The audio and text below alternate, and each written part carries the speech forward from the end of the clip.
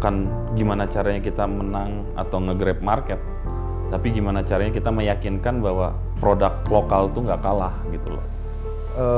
Udah saatnya produk lokal, katakanlah menggeliat lah.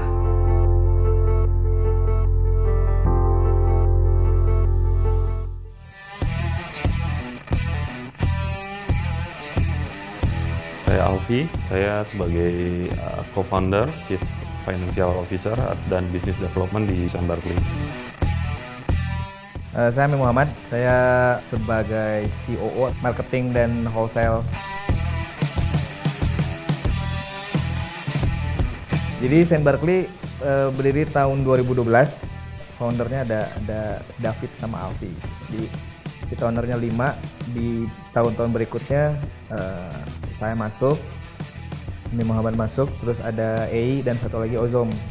Pada saat berdiri Saint Barkley itu mungkin pertimbangannya pada tahun itu 2012 pemainnya belum banyak ya di bidang persepatuan gitu. Jadi kita mencoba peruntungan di situ lah.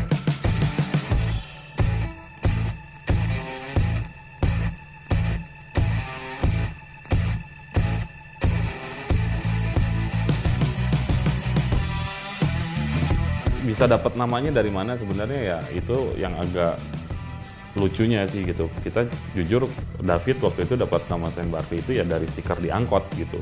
Dari ada stiker Barkley University plus angkotnya itu adalah Ciroyom, Antapani Ciroyom via ST Hall gitu. Nah, posisi ST Hall-nya itu di bawahnya Barkley University ya. Ya kita main kata aja gitu, main random aja, oh Saint Barkley kayaknya catchy ya. Ya memang catchy akhirnya gitu. Dengan nama Saint Barkley itu sendiri, awalnya kita mulai banyak beberapa customer, baik itu korporasi maupun personal, yang nyangkanya kita bukan brand dari Indonesia.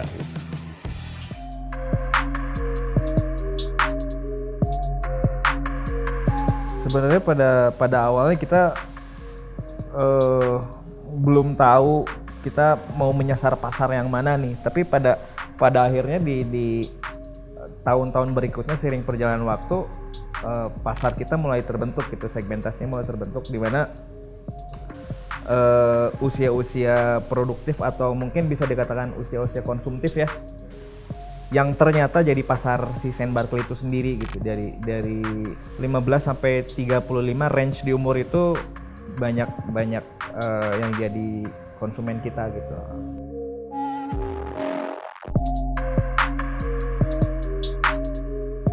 Ya itu alasannya kenapa milih sepatu yang tadi saya bilang bahwa 2012 itu memang eranya denim gitu. Kita kalau masuk di era denim pada saat itu yang marketnya sendiri atau industrinya sendiri udah mature, agak susah gitu untuk penetrasi pasarnya. Apalagi kita bicara clothing line gitu yang standar.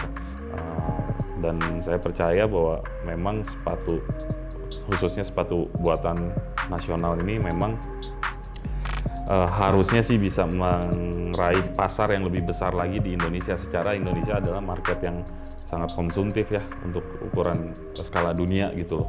Kenapa enggak kita take over gitu loh. Jangan sampai ya ibaratnya kita cuma bisa konsumtif doang gitu, nggak bisa create something yang memang membanggakan gitu buat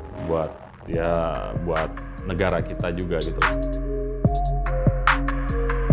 Saat mendirikan si Saint Barkley itu sendiri, kita pengen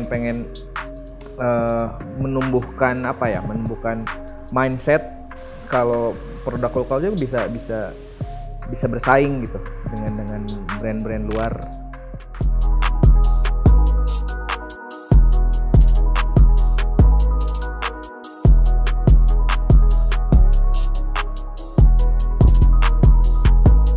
Sebulan sih ya range kita mungkin paling minim kita produksi di angka 1000, paling banyak ya di 2000 sih. Kita belum banyak sih kuantitinya. Kenapa ya? Ya balik lagi mungkin satu kita juga masalah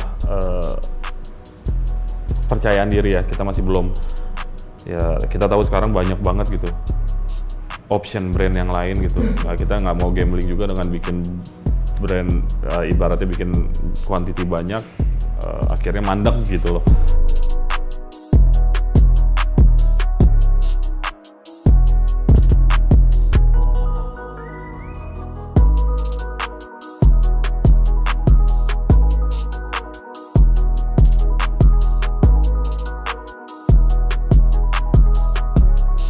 Kalau sepatu sendiri sampai saat ini yang paling murah sih sekarang itu di 387 sampai 4,5 450.000. Range harga masih di kalau apparel sih ya standar lah, t-shirt, sweater. 100 ya. Kalau apparel sih mungkin dari yang paling murah kaos kaki kali ya 90-an gitu, 81 sampai 315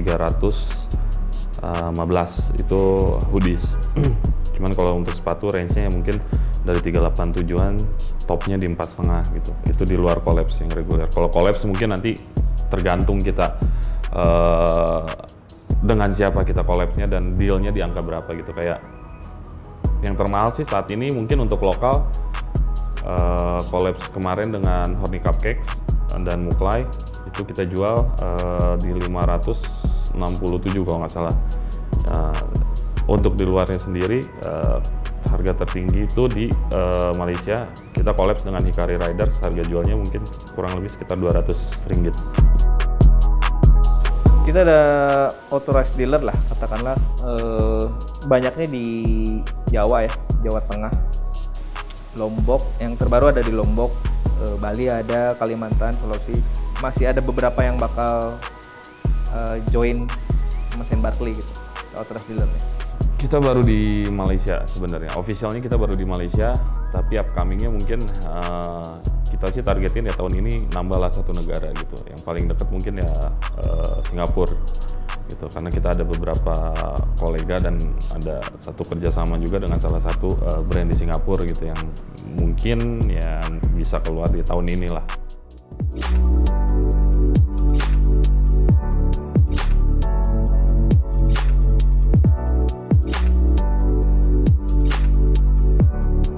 Enggak, karena untuk kita brand-brand lokal musuh kita udah jelas sama brand-brand luar gitu. Dan yang paling utama adalah musuh kita adalah para customer itu sendiri. Dalam artian di sini bukan musuh dalam artian customer kita anggap musuh, enggak, tapi mindset mereka gitu loh. Gimana caranya kita menghancurkan mindset mereka bahwa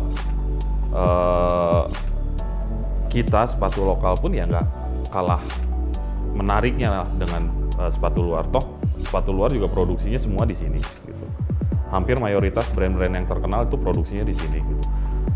Why not kasih kesempatan pada kita brand-brand lokal ini untuk menunjukkan gitu. Bisa dibilang mungkin sepatu yang ada di sini aja ambil satu terus ganti misalkan logonya sama logo brand luar misalkan, bisa jadi berapa kali lipat harganya kan. Padahal materialnya sama sebenarnya, dibikinnya di sini juga gitu. Malah ada cerita lucu dulu, kita ikutan Saint Barkley itu ikutan satu event di Jakarta, di mana brand lokalnya tuh Saint Barkley aja gitu. Yang lainnya authorized dealer brand luar semua, yang harganya jutaan semua. Ada SMP SMA lah, anak cowok gitu sama bapaknya. Terus dia nanya kan, Mas ini berapa harganya? Tuh harganya 333.000. Saya ngomongnya 333. Oh, dia ngomong ke bapaknya, Pak 3 juta. Terus bapaknya cuman, oh yaudah suka beli aja. Ngomong gitu, kita kan kaget, oh bukan 3 juta, 300.000, 333.000. Udah gitu anaknya gimana coba? 300.000, ini brand mana? Brand lokal dari Bandung. Oh, udah pergi tanpa sepatah kata pun gitu. Kita bisa ambil kesimpulan situ, produk luar pasti lebih bagus dari produk lokal. Itu mungkin yang ada di pikiran anak itu. Jadi ketika dikasih itu 300.000, langsung disimpan, langsung pergi. Ya kalau saya sih pesannya ya stop dreaming and do it gitu. Karena kalau cuma mimpi nggak ada gerakan ya nggak jadi apa-apa gitu. Karena memang benar awalnya dari mimpi, tapi kalau dari mimpi nggak direalisasiin ya nggak jadi apa-apa. Jadi itu. Dan jangan berpikir bahwa membuat suatu bisnis itu manisnya doang gitu. Karena there is blood in it gitu. Jadi semua brand yang sukses itu pasti ada darah di dalamnya gitu loh. Dan sekarang kalau misalkan ada teman-teman yang mau mulai usaha, ya apapun itu lakukan sekarang. Resiko kegagalan pasti selalu ada gitu. Kalau takut gagal ya jangan bikin usaha gitu.